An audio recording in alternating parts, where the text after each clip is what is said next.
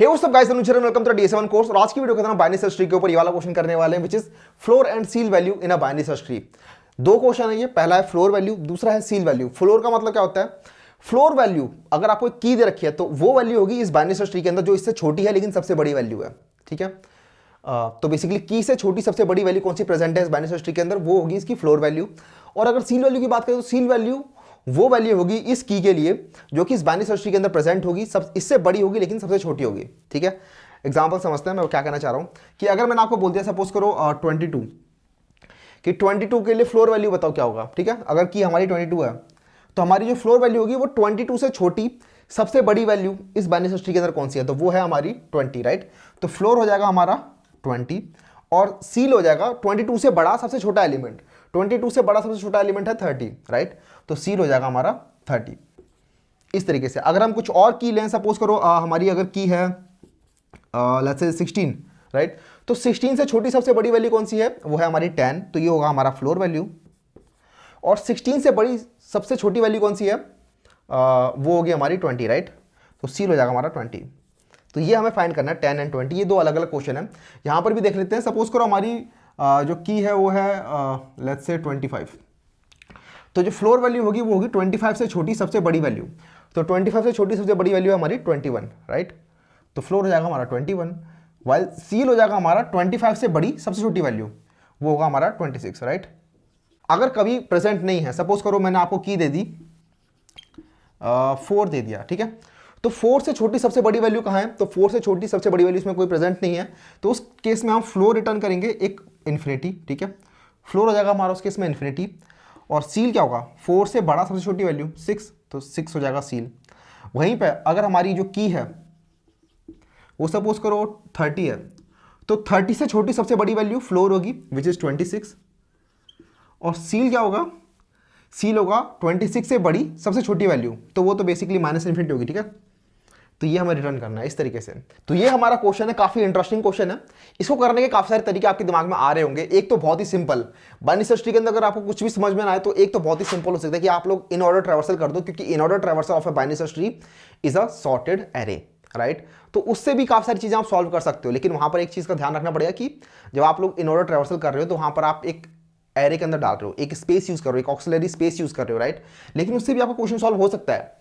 तो अगर आप लोगों के इंटरव्यू में क्वेश्चन आता है तो हमें एकदम बेसिक से चलना होता है, एकदम ब्रूट फोर्स से चलना होता है। अच्छा, कई बार मेरे से पूछ रहे थे ब्रूट फोर्स क्या होता है। ब्रूट फोर्स बेसिकली वो तरीका होता है जिसके अंदर आप सारे के सारे आउटकम्स में जाते हो, जितने भी आउटकम्स हो सकते हैं, और वहां से आप लोग फिर रिजल्ट ढूंढ के वापस आते हो, अपने रिजल्ट पे आते हो। ठीक है, तो एक तरीके से आप लोग सभी जगह चले गए बिना कोई लॉजिक लगाए। तो आप जैसे ये हो सकता है ब्रूट फोर्स की, अगर आप लोगों को किसी को ढूंढना है, भीड़ में किसी को ढूंढना है, तो आप लोग क्या करोगे, आंख में पट्टी बांध के एक एक बंदे को पकड़ोगे और बोलोगे अच्छा ये बंदा हो सकता है, ये बंदा हो सकता है, ये बंदा हो सकता है। राइट, या फिर वहीं पे अगर आप लोगों को एक एल्गोरिथम लगानी तो आप लोग ये सोचोगे कि ठीक है मैं इस ऊंचाई पे आके खड़ा होता हूँ, फिर वहां से ढूंढने का ट्राई करता हूँ कौन सा बंदा है, या फिर सबसे ऊंचा बंदा कौन सा, तो सिर्फ उसी को ढूंढता हूँ। राइट, तो वो एक एल्गोरिथम होती है। लेकिन ब्रूट फोर्स होता है कि आप किसी को भी पकड़ दो, सारी सारी आउटकम्स पे जा रहे हो। तो ये बेसिकली समझाने का तरीका था।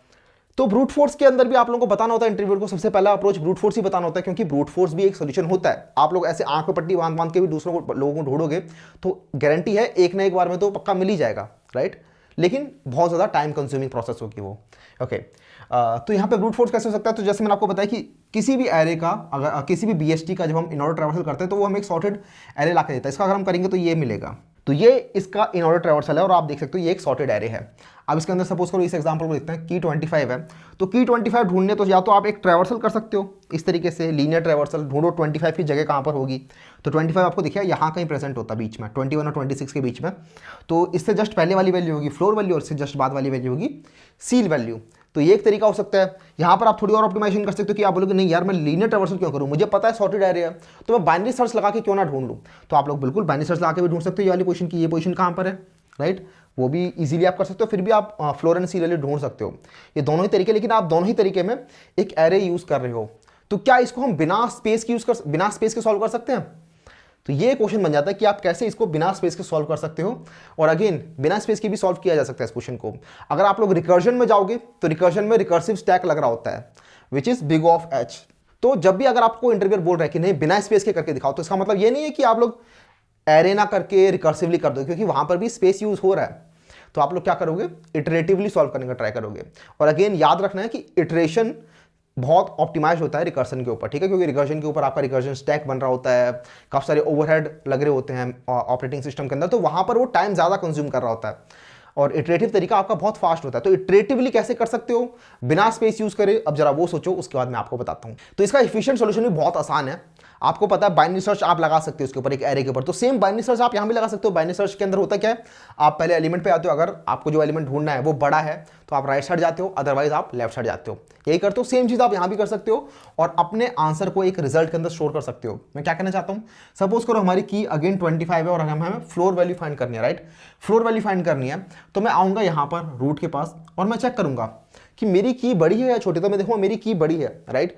तो जो मुझे हो सकता है कि 8 मेरी फ्लोर वैल्यू हो, राइट, क्योंकि की है मेरी 25, तो 8 मेरी फ्लोर वैल्यू हो सकती है, क्योंकि हो सकता है कि 8 के बाद यहां पर अगला जो बड़ा नंबर है वो 50 हो, राइट, यहां पर सिर्फ 50 हो, हमें नहीं पता ना इस साइड क्या है, तो उस केस में 8 मेरा आंसर हो सकता है। तो मैं आंसर के अंदर एक आंसर बनाता चलूंगा कि आंसर क्या क्या हो सकते हैं मेरे, तो फिलहाल मेरा आंसर 8 हो सकता है, राइट, ठीक है। लेकिन मुझे पता है अगर 8 से बड़ा भी आंसर हो सकता है, ठीक है, तो मैं राइट साइड जाऊंगा, तो मैं राइट साइड पहुंच जाऊंगा यहां से, क्योंकि 25 बड़ा है तो मैं आगे राइट साइड आ जाऊंगा, ठीक है।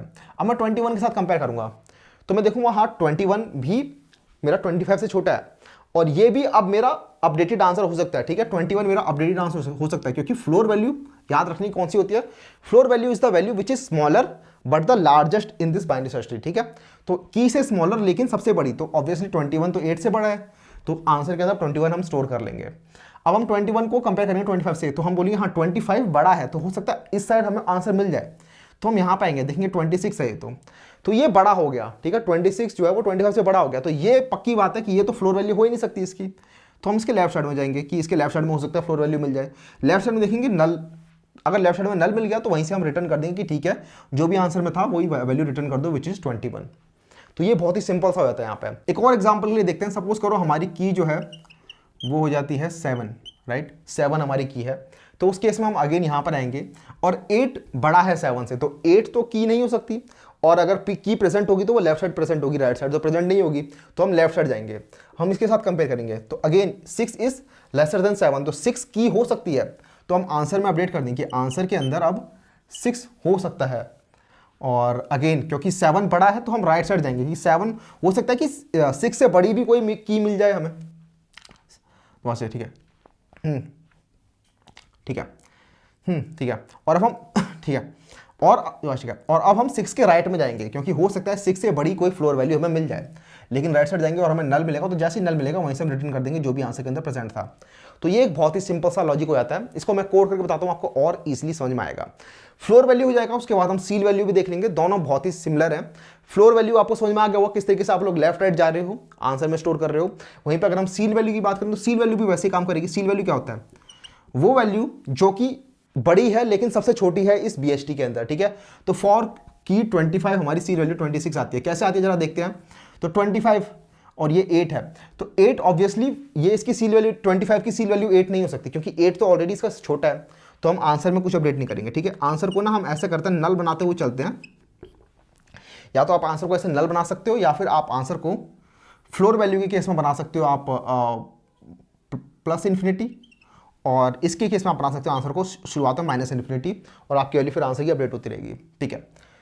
आप पहले यहाँ पे जाओगे, उसके बाद आप देखोगे कि की तो 25 है, तो इससे बड़ी वैल्यू मिलेगी तो इससे राइट साइड में मिलेगी, तो यहाँ पे आप आओगे, तो अगेन ये 21 भी छोटा है 25 से, फ्लोर वैल्यू ये सील वैल्यू ये भी नहीं हो सकती, होगी तो राइट साइड में होगी। देन आप यहाँ होगे तो देखोगे हाँ ये बड़ा है 25 से, तो ये हो सकती है सील वैल्यू, ठीक है। तो आप आंसर को अपडेट कर दोगे कि आंसर हो गया हमारा 26, आंसर 26 हो गया। अब आपको ढूंढना है, अब ये इससे कंपेयर करेंगे, अब 25 वही है, ठीक है। तो अगली जो वैल्यू होगी वो इससे लेफ्ट में ही प्रेजेंट होगी, राइट में तो प्रेजेंट नहीं होगी, ठीक है। लेफ्ट में आओगे, लेफ्ट में मिलेगा नल, तो आप वहीं से रिटर्न कर दोगे जो भी आंसर के अंदर प्रेजेंट था। तो आई होप आप लोगों को समझ में आ गया होगा।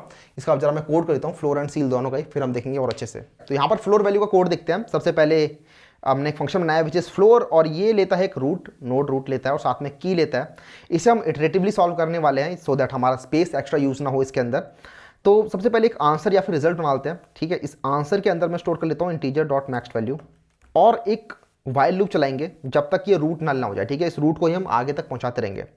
तो वाइल दिस रूट, जब तक ये रूट नल नहीं होता तब तक हम चेक करेंगे कि ये रूट के अंदर जो डेटा है क्या वो ही हमारे की के बराबर है। अगर ऐसा है तब तो यहीं से हम रिटर्न कर सकते हैं इसी डेटा को। अगर ऐसा नहीं है और if root dot data is greater than key, तो इस केस में हम कह सकते हैं कि ये रूट डॉट डेटा की से बड़ा है। तो रूट का डेटा पक्की बात है, फ्लोर वैल्यू तो नहीं हो सकता, तो उसको हम आंसर में अपडेट नहीं करेंगे और हम सिंपली बोल देंगे कि रूट का जो डेटा है वो बड़ा है की से, तो जो हो सकता है आंसर लेफ्ट साइड प्रेजेंट हो।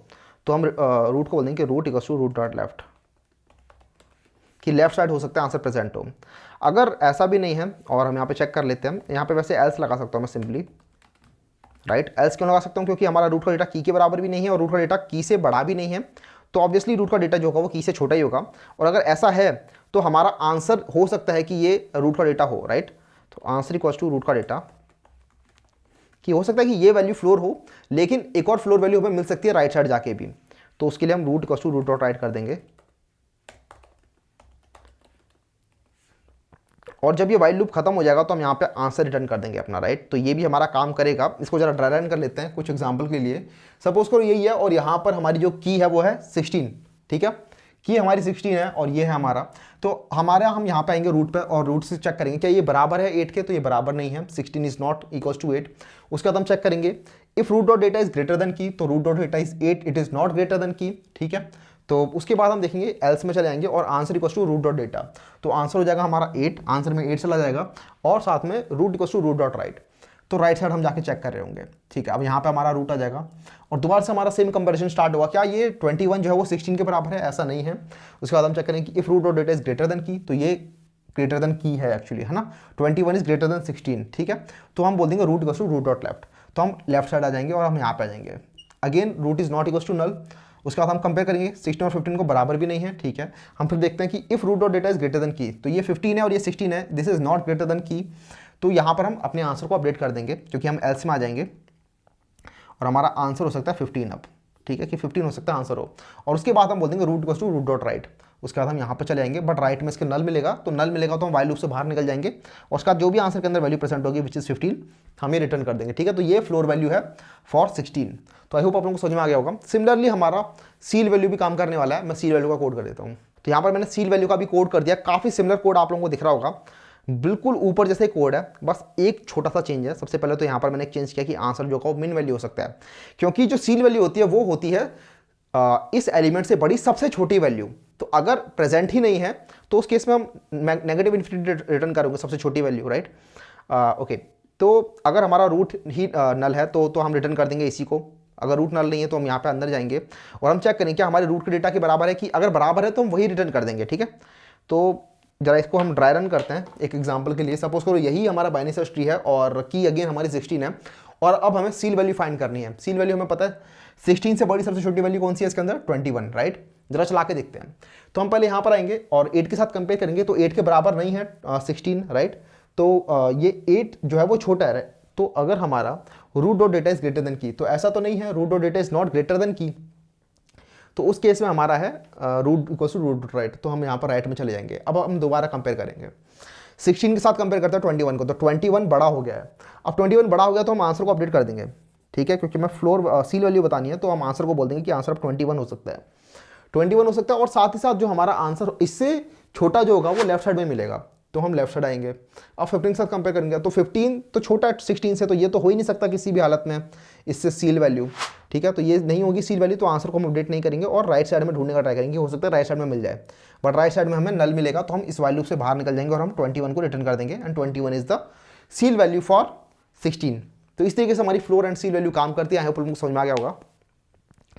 और ये पूरा का पूरा कोड जो है हमारा इटरेटिवली चला है, ठीक है। तो इटरेटिव कोड करना भी आपको आना चाहिए। बहुत ही सिंपल था, ये भी बाइनरी सर्च ही लग रहा है यहाँ पर भी। तो एक सिंपल बाइनरी सर्च इटरेटिवली कैसे लगाते हैं वो भी एक बहुत ही important interview point of view से हो जाता है। तो आई होप आप लोगों को समझ में आ गया हो। ये वाली वीडियो के अंदर इतना ही था। इसके बाद अभी हम और भी सारे क्वेश्चन कर रहे होंगे बाइनरी सर्च ट्री के ऊपर। उसके बाद self balancing binary search tree which is AVL tree, वो देख रहे होंगे, ठीक है। तो ये वाली वीडियो में इतना ही था। वीडियो पसंद आई तो जरूर लाइक कर देना, चैनल कर देना सब्सक्राइब। मैं मिलूंगा नेक्स्ट वीडियो में, चलते हैं इसी के साथ। Bye bye.